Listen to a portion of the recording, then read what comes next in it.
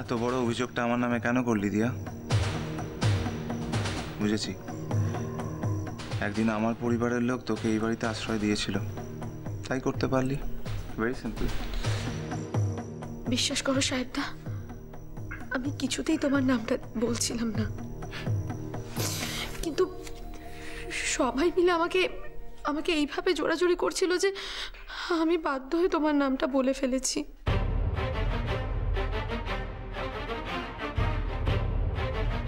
কিন্তু তুমি প্লিজ চিন্তা করো না, আমি এই বাড়ির বাইরে আর কাউকে কোনো দিনও তোমার নামটা বলবো না। কি বলবি তুই?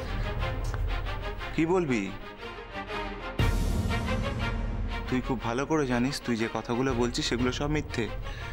Know that very well. সত্যি করে বল, বল, কাম অন, আমার চোখের দিকে তাকা।